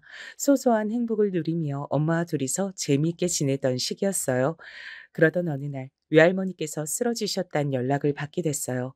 연락을 받으시고 나서 엄마께서 늦은 시간까지 멍하게 창밖만 바라보고 계셨습니다. 외할머니께선 워낙 멀리 사셨기 때문에 전 어렸을 때를 제외하고 거의 찾아뵌 적이 없었어요. 그래서 솔직히 깊은 정이라든지 유대감이 없었죠. 쓰러지셨다는 소식을 듣고도 어휴, 어떡하냐 싶은 감상이 다였습니다. 하지만 엄만 다르셨던 거예요. 은정아, 외할머니한테 남은 시간이 오래지 않은 것 같아. 암만 생각해도 내가 외할머니 곁에 가서 마지막 시간을 함께 보내드려야 될 것 같구나. 미안하지만 당분간 혼자 지낼 수 있지? 네? 알았어요. 그치만 엄마 외할머니를 별로 안 좋아하시는 거 아니었어요? 에구구, 우리 딸이 그런 걸 다 느끼고 있었구나. 그래, 맞아. 난 네 외할머니를 별로 안 좋아했어. 어릴 때 무진장 힘들었거든. 외할머니를 이해할 수가 없었지. 그래서 내가 매번 무슨 생각을 하며 지냈던 줄 알아? 난 나중에 자식 낳으면 이렇게 키우지 말아야지. 난 잘해줘야지. 절대로 네 외할머니처럼은 되지 않을 거라면서 이를 바득바득 깔았었어. 외할머니가 미웠거든. 근데 이제 와서 왠지 이해가 가려고 하네. 외할머니도 그렇게 사실 수밖에 없었단 걸 보고 배운 게 그거였을 뿐이고 환경이 사람을 그렇게 만들었을 뿐임을 나의 엄마이실 뿐이 아니라 한 인격체이셨다는 걸 그분도 엄마가 되어 보신 것은 처음이었기에 서투실 수밖에 없었단 걸 이제서야 내가 이해를 한다. 부디 많이 늦은 건 아니길 바라면서 곁에 가봐드려야지. 내가 그분 딸이잖아. 씁쓸한 표정으로 말씀하신 친정 엄마께선 이튿날 바로 짐을 다 싸서 내려가셨어요. 저는 이유 모를 우울감에 취해버렸죠. 그때 알았습니다. 어렸을 적 아버지께서 투병 중에 계셨을 때 제가 느꼈던 것은 우울이라는 것을요. 그게 우울이었던 거예요. 그걸 깨닫자마자 고독마저 찾아왔는데 그런 때에 절 향해 내리쬐는 햇살이 있었습니다. 바로 남편이었어요. 사람은 자신이 힘들 때 내밀어진 손길을 잊을 수 없다고 하죠. 저에겐 남편이, 남편에겐 제가 그런 손길의 주인공이었습니다. 남편은 대학을 4년제로 나와 나름 전망도 있고 안정성도 높은 직장에 다니고 있었어요. 그런데 개인적인 인간관계 문제로 무척 심적인 방황을 하고 있었고 절 만나서 많은 위안을 받았다고 합니다. 희한한 일이었죠. 제가 한 것이라곤 남편에게 위로를 받은 것뿐이었거든요. 전 받기만 했거늘 남편은 제가 주기만 한 사람이었다고 했습니다. 아버지, 하늘에서 보고 계세요? 저 이 남자하고 결혼하고 싶어요. 제가 기다려온 인연이 바로 눈앞에 있는 이 사람 같습니다. 기이할 정도의 확신이 들었고 전 남편에게 먼저 청혼했습니다. 제가 가진 거라곤 쥐뿔도 없었어요. 모은 돈도 개인 계좌에 2천만 원 남짓이 전부였고요. 반면 남편은 그때 7천만 원과 승용차 한 대를 가지고 있었죠. 시댁에서 남편이 결혼할 때 지원해 주려고 들고 있었던 5천만 원 또한 있었습니다. 이런 것들을 모두 합쳐 소중하게 미천 삼아 결혼을 했습니다. 결혼식을 3개월 앞두고 외할머니께선 돌아가셨어요. 버틸 만큼 버티고 용 쓸 만큼 용 쓰다 가셨으니 당신께서도 미련이 없으셨을 거야. 나도 이젠 마음이 한결 가벼워 마지막 나날들을 곁에 있어드리기를 잘했단 생각이 든다. 친정엄마께서 정말로 홀가분해 보이시는 얼굴을 하고 계셔 저도 안심이 됐습니다. 저의 평생을 봐오신 분이 친정엄마신데 그런 분께서 저보고 얼굴이 그 어느 때보다 편안해 보인다고 말씀해 주셨어요. 명백히 남편 덕분이었죠. 윤서방이 얼마나 괜찮은 사람인가 아닌가를 내가 판별할 필요도 없었어. 은정이 너라면 사람을 옳게 골랐을 거란 것을 바로 그 점을 내가 믿었으니까. 우리 딸 행복하게 살아야 된다. 이렇게 다 커서 시집을 가게 되다니 하늘에서 네 아버지가 깜짝 놀라시겠다. 언제 이렇게 어여쁜 숙녀가 다 됐냐고 하면서 놀라 자빠지실 테지. 엄마, 저 행복하게 잘 살게요. 자신 있어서 하는 결혼이에요. 지켜봐 주세요. 지난 날들이 머릿속을 모두 스쳐갔습니다. 비록 슬픔과 상실의 구간을 지나오기도 했으나 대체로 평범함의 단어가 만든 그늘 아래에서 몸을 누이고 쉴 줄 아는 지난 인생이었다고 자평이 됐습니다. 전 결혼하면서 생각했죠. 제 인생의 진정한 시작은 지금부터라고요. 저를 며느리로 맞이하시는 시어머니께서 눈물을 몇 번이고 글썽이셨어요. 우리 경준이 내가 정말 온 마음 다해서 키운 자식이야. 자식 키우는 부모 마음이 안 그런 경우가 어디 있겠냐마는 그래도 내가 유별나도록 힘든 정성을 다해서 키운 자식이라고 말을 하고 싶어. 호랑이보다 더 무서운 아비, 능력이 부족해서 죄인처럼 수그리고 살았던 어미, 그리고 어렸을 때 많이 아파서 자기가 받을 사랑과 관심과 모든 보살핌을 다 빼앗아갔던 누이, 이런 가정 안에서 자라온 게 우리 경준이란다. 내가 우리 경준이만 생각하면 어긋날 가슴이 미어져. 내가 얼마나 미안한 게 많고 애틋함이 많은지 몰라.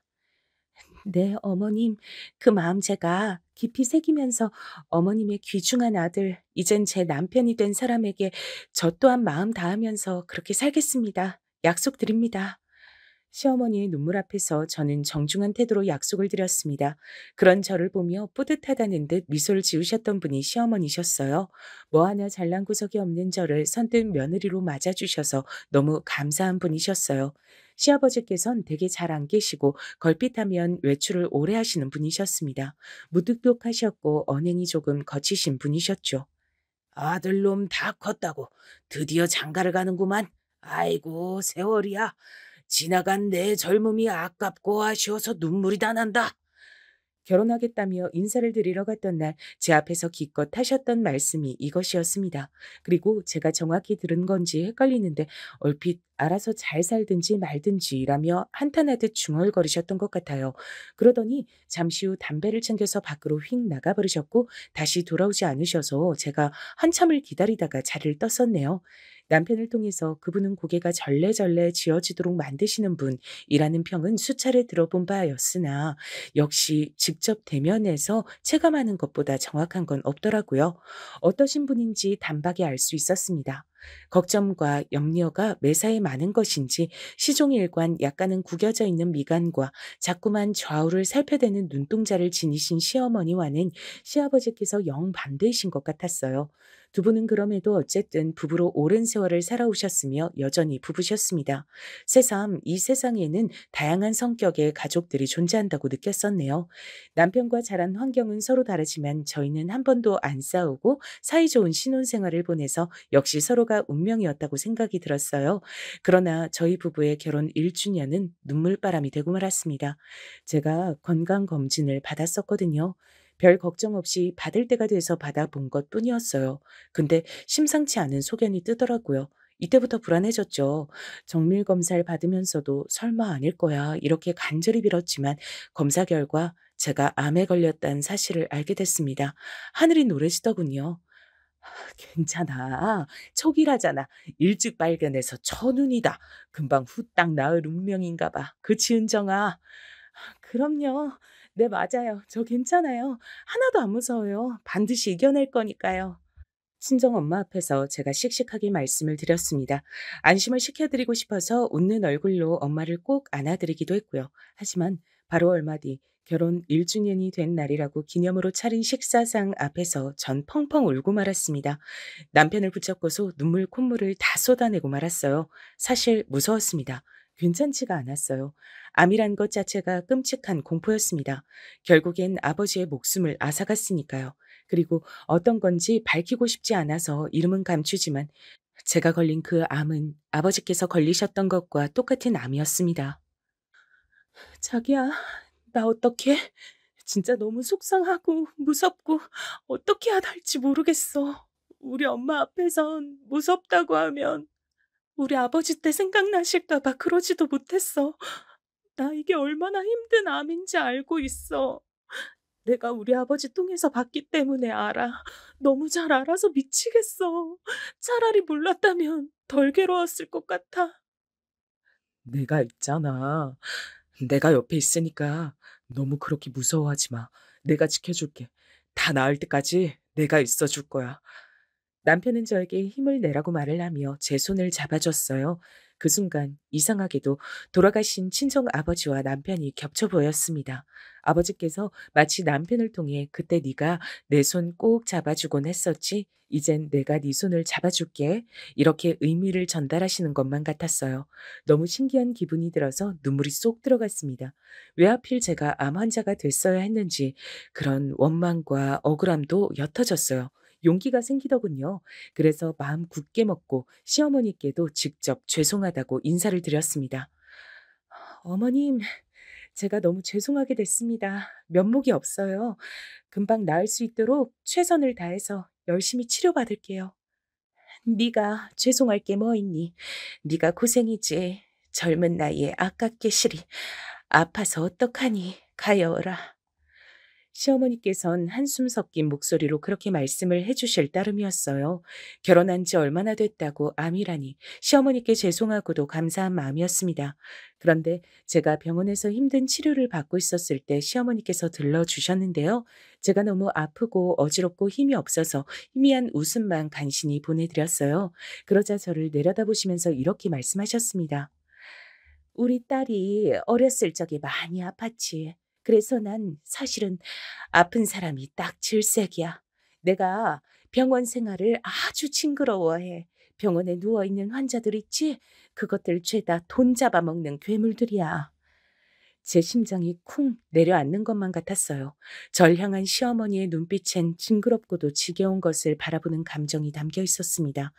차마 어떻게 반응을 해드려야 할지도 모르겠더군요. 감정이 차올라서 그렇게 말씀하시는 것뿐이라고. 그러니까 제가 이해를 해드려야 한다고 그렇게 제 스스로를 다독였습니다. 항상 입버릇처럼 자식들을 힘들게 키웠다고 젊었을 적부터 고생 많이 하시면서 여간 힘들게 가정 꾸려서 사신 게 아니었다고. 특히나 아픈 딸 때문에 아들한테 신경 많이 못 써줘서 그게 두고두고 마음이 쓰여서 아들이 정말 귀하고 애틋하게 생각된다고. 시어머니께선 그런 말씀을 하시는 분이었습니다. 그런데 귀한 아들의 짝으로 허락해준 며느리가 암이라고 하니 얼마나 그 심정이 착잡하셨을까 싶네요. 심지어는 저는 부친을 똑같은 암으로 잃은 바 있는 사람이었으니까요. 한마디로 가족력이었는데 절 얼마나 못마땅하게 여기실까 싶어서 전 무조건 이악 물고 암을 하루빨리 물리쳐내는 수밖에 없다고 여겼습니다. 악독하리만치 굳건하게 버티리라 결심했어요. 초기라서 그리 어렵게 보지 않았던 암은 생각 이상으로 절 괴롭게 됐고 예상보다 꽤 오랜 과정을 거쳐야만 했습니다. 그러는 동안 당연하게 암 환자인 제가 남편을 챙겨줄 수 있을 리 만무했죠. 참으로 미안했습니다. 남편이 직장에서 일하는 동안 엄마께서 저와 많이 시간을 보내주셨고 그러면서 지냈습니다. 우울함이 저를 덮칠 때마다 마음을 강하게 다잡으면서 버텼어요. 그러다 보니 끝에 도달을 하더라고요. 드디어 제가 암 환자라는 이름표를 벗어던지게 되더라고요. 고마워. 그동안 고생 많았어. 우리 이제 하고 싶은 거 다 하면서 그렇게 살자. 누가 할 소리를 하고 그래. 나야말로 고마워 자기야. 그간 정말로 고생 많았어. 내가 아프고 괴로워서 올 때도 자긴 꿋꿋하게 날 다독여주었지. 전부 다 자기 덕분이야. 앞으로 나 더욱 보람되게 살아볼 거야. 힘든 나날을 지내온 끝에 마주하게 된 평범한 일상이 더없이 소중했습니다. 남편과 얼싸안고 즐거웠어요. 밝은 미래를 꿈꿨습니다. 1년, 2년, 그렇게 시간이 가는 동안 저희 부부가 임신 소식을 애타게 기다렸지만 쉽게 생명이 찾아오진 않더라고요. 아직도 어쩜 그렇게 아이 소식이 없니? 혹시 몸이 약해서 그런 건 아니고? 저희도 정말 아이를 빨리 만나고 싶은데 마음 먹은 대로 되질 않네요.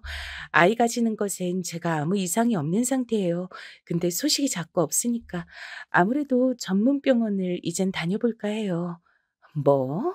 내가 모르긴 몰라도 그런 병원엔 돈이 엄청나게 들어간다던데? 네. 그래서 저희도 웬만하면 끝에 끝까지 그 수단은 미루고 싶었어요. 근데 이젠 너무 간절하니까 마냥 기다리긴 어려우니까 한번 병원을 다녀볼까 해요. 내가 이런 소리까진 안 하려고 했는데 너 암 치료받고 어쩌고 하느라 돈도 못 벌면서 한참 지냈고 전부 다 우리 경준이 돈으로 해결했으면서 우리 경준이 돈으로만 지냈으면서 이젠 그 비싼 병원까지 다니겠다고 하는구나. 아휴, 이게 다 무슨 꼴인가 싶네. 됐다. 그냥 너희 문제에 내가 괜한 참견까지는 안 할란다. 참견해봤자 내 속만 문드러지지. 그렇게 말씀하시는 시어머니 앞에서 제가 정말 드릴 말씀이 없었습니다. 얼른 떳떳하고 당당해지고 싶더라고요. 힘내서 더욱 잘 살다가 보면 아이도 찾아오고 저도 멋지게 사회생활하면서 그렇게 되는 일상이 찾아와 있을 거라고 믿었어요. 한결같은 남편을 위해서라도 지금보다 멋진 일상이 찾아와야만 한다고 생각했습니다. 그러나 긍정적인 생각을 가지고 있던 절 찾아온 것은 멋진 일상이 아니었습니다. 그야말로 청천벽력과도 같은 소식이었습니다. 바로 재발이란 두 글자. 저에게 다시 암이 찾아온 것이었어요. 그때는 정말 이성을 놓게 되더군요. 병원 바닥에 주저앉아서 머리를 부여잡고 울었어요. 대체 내가 뭘 잘못했다고 나한테 이러는 거야. 난 그냥 우리 아버지 딸로 태어났을 뿐인데 이런 가족력을 왜 물려받아서 내가 이렇게 괴로워해야 돼? 왜 나한테 이런 불행이 닥치는 거야? 세상이 원망스러웠습니다. 삶이 징그럽게 느껴졌어요. 그때 주저앉은 제 어깨와 등을 감싸는 손길이 있었습니다. 제가 혼자 온 것이 아니라 친정 엄마와 함께 와서 암 재발 진단을 받았다는 것. 잠시나마 망각했던 그 사실이 깨달아지면서 이루 말할 수 없는 참담한 기분이 들었어요. 엄마께선 이성을 잃고 오열하던 절 가만히 껴안아 주시면서 괜찮다는 말씀을 계속해서 해주셨습니다. 괜찮아. 이번에도 이겨낼 거야. 은정아, 다 괜찮을 거야. 만약에 안 괜찮으면요. 아버지도 두 번째 돌아가셨잖아요. 재발했을 때 못 이겨내셨잖아요. 전 아버지를 닮은 딸이니까 저도 그렇게 되겠죠. 이젠 다 틀렸어요. 아니, 절대 그렇지 않아. 은정아, 너 잊은 거야? 누가 너를 지켜주기로 했는지 잊어버린 거야? 아버지가 저를 지켜주기로 했었죠. 근데 그게 무슨 소용이에요? 소용이 있는지 없는지 확인해 봐야 하는 거야. 난 믿어. 네 아버지 절대로 너를 지금 자기 곁으로 오게 할 사람이 아니야. 너 못 오게 용을 써서 막을 사람이야. 그러니까 은정아, 한 번만 더 힘을 내보자. 이겨내보자. 우리 딸 할 수 있지? 우리 딸 없으면 내가 너무 외로워. 나 젊은 우리 딸 없으면 휴대폰 기능도 잘 못 만지잖아. 그러니까 내 곁에 있어줘야지. 어? 그럴 거지? 약속? 저도 모르게 울면서 엄마와 새끼손가락을 걸고 약속을 했답니다. 암 재발 소식에 남편은 울지 않았어요. 울음을 꾹 참아내는 얼굴을 할 뿐이었고 절 꼭 안아주면서 같이 이겨내자고 말을 해줬습니다. 같이라는 말, 세상에서 가장 미안하고도 힘이 되는 말이었어요. 남편이 그랬습니다. 제가 얼마나 오래 투병 생활을 하든, 그래서 얼마나 돈이 들어가든, 얼마나 괴로워지든 본인은 상관없이 끝까지 제 곁을 지킬 거라고요. 묵묵하게 절 지켜주겠다 그랬어요. 절 사랑하는 마음이 여실히 느껴졌습니다. 당신의 곁을 지키고 계셨던 친정 엄마를 향해 아버지께서 당시에 어떤 기분을 느끼고 계셨을지 제가 그걸 알겠더라고요. 아버지, 하지만 전 아버지와 다른 결말을 맞이하고 싶어요. 오래오래 살아서 제 남편과 머리가 하얗게 될 때까지 함께하고 싶어요. 제가 그럴 수 있도록 도와주실 거죠? 힘들게 각오를 다졌습니다. 그리고 재발된 암은 무섭게 절 공격해 왔습니다. 고통의 나날이었어요. 이성의 끈이 몇 번이고 끊어졌습니다. 전 알고 있었죠. 사람이 아프면 아프기만 한 것뿐만 아니라 돈이 많이 든다는 것을요. 남편은 저에게 돈 얘기를 못 꺼내게 했습니다. 그런 거 생각하지 말고 치료에만 전념하라고 했죠. 거칠어진 남편의 얼굴을 바라보며 말도 못하게 미안했습니다. 죄책감은 어쩔 수가 없더라고요. 그런 괴로움 속에 잠겨있던 저에게 시어머니께서 찾아오셨습니다. 병실에 들어서셨을 때부터 표정이 안 좋으셔서 제가 감히 차마 죽은 듯이 누워있질 못하겠더라고요. 억지로라도 몸을 일으켜야 할 것 같았습니다. 그런데 성큼성큼 다가오신 시어머니께서 저의 수고를 덜어주셨어요. 암 환자인 제 멱살을 잡으셨거든요. 병원복을 앞으로 쭉 당겨 잡으시더니 제가 신음하는 것에도 눈 하나 깜짝 안 하시고 소리를 크게 지르셨습니다. 잘났다. 잘났어. 암 걸린 게 자랑이야. 아주 벼슬이야. 어머님, 왜 이러세요? 이거 놔주세요. 제가 지금 어지러워요. 어지러워? 그래봤자 까맣게 타들어간 내 속만 알까. 내 머리가 더 어지러워. 이거 사. 너 왜 이렇게 끈질겨? 왜 이렇게 버텨? 우리 경준이 등골을 왜 이렇게 지독하게 빼먹느냐 이 말이야. 이 악독한 것. 내가 지금 어디서 오는 길인 줄 아니? 너희들 집에 들렀다 오는 길이야. 근데 우리 경준이 카드값 나왔다고 명세서가 왔더라. 금액 보고 내가 기절하는 줄 알았다. 우리 경준이가 왜 자기 전 재산 다 거들내가면서 너 때문에 그렇게 살아야 돼? 죄송합니다. 정말 죄송합니다. 어머님, 제가 드릴 말씀이 없습니다. 드릴 말씀 없으면 그냥 이제 좀 얌전히 뒤지면 안 되겠니? 조용히 떠나면 안 되겠어? 이게 벌써 너 때문에 머리 아픈 지가 몇 년째야. 걸핏하면 암에 걸려 자빠져. 애는 못 가져. 돈도 못 벌어와. 넌 대체 사람 신경 갉아먹고 돈을 축내는 거 말고 할 줄 아는 게 뭐니? 어?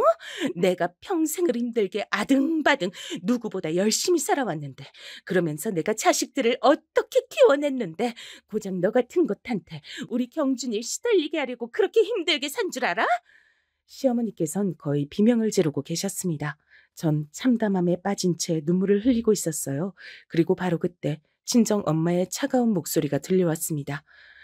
사부인, 말씀에 상당한 오류가 있으시네요. 떳떳하게 살아오신 것처럼 잘도 그러시네요. 하도 어이가 없어서 제가 얼른 달려가서 사부인 안다는 한 분을 모셔왔네요. 주제 파악 좀 하셨으면 해서요. 언제 와 계셨어요? 아무도 없는 줄 알았는데. 근데 저라는 사람이라니요? 갑자기 그게 웬 말씀이세요?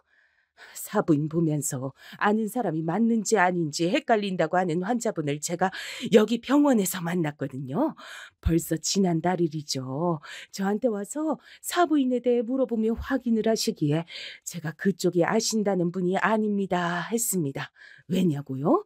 그 환자분이 사부인을 감방 동기로 기억한다고 했으니까요. 태어나서 그렇게 놀라본 건 처음이었던 것 같아요. 이게 대체 무슨 일인가 싶어서 전 울던 것도 잊어버리고 놀라서 시어머니를 쳐다봤습니다. 저보다 2배로 놀라신 것 같았어요. 손을 바들바들 떨면서 비틀거리시더라고요. 사기에다가 절도에다가 사부인한테 피해를 입은 사람 중 하나는 처지를 비관하며 목숨을 끊기도 했다죠. 그렇게 사시느라 감방 생활도 하셨던 분이 뭐가 그리 떳떳하고 목에 핏대 세우면서 제 딸에게 소를 치세요. 그게 아닙니다. 아니에요. 깜빵이라니 그런 적 없어요. 시어머니께선 떨면서 부인하셨지만 소용없었어요. 친정엄마의 눈짓을 받고 병실로 들어서신 어떤 환자분을 보시자마자 시어머니께서 털썩 주저앉으셨거든요. 나 기억하죠. 우리가 제법 돈독하게 깜빵에서 잘 지냈었는데 출소하고 나서 연락 한 번 없고 잠적해서 사는 게 왠지 서운했었거든요. 근데 이렇게 다시 만나네요. 이런 거 보면 세상 좁긴 좁아요. 그때 나에게 해줬던 각종 무용담들 내가 잘 기억하고 있어요. 정말 대단했던 무용담이었는데 자식들은 그거 알아요? 자식들이 있다면서요? 시어머니께선 미친 듯이 고개를 저으셨어요. 절대 자식들에겐 알려지면 안 된다고, 남편한테도 비밀이라고, 그 어디에도 알려지면 안 된다고 하시면서 온몸을 떠시더니 이윽고 무릎을 꿇으셨습니다.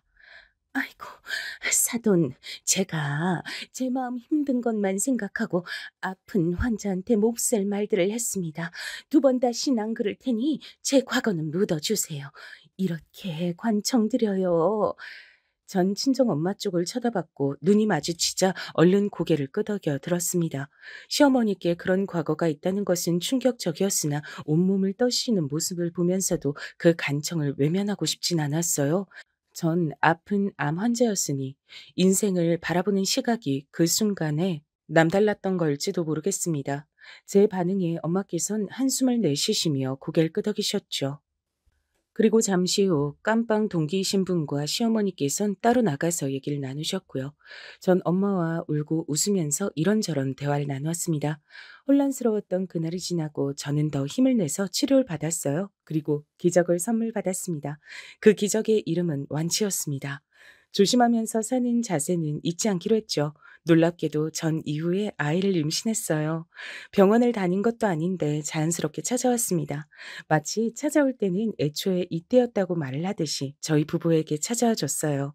건강하게 태어난 저희 아들은 자기 외할아버지를 무척 닮아서 인물이 훤했답니다. 친정엄마나 제가 떠든 것도 아닌데 깜빵 동기 그분이 퍼뜨리신 것인지 시어머니의 과거가 시댁에 퍼졌더라고요. 시누이가 자기한테 온 이상한 번호의 문자를 보고 그걸 알았다 그랬어요. 남편은 크게 충격을 받아서 한동안 심적으로 방황을 좀 했습니다. 저도 얼마나 미안했던지 몰라요. 시어머니께선 당신의 가족들에게 외면을 받으셨습니다. 저는 제가 나설 일이 아닌 것 같아서 한 발짝 뒤로 물러나 지켜보며 사는 중이네요.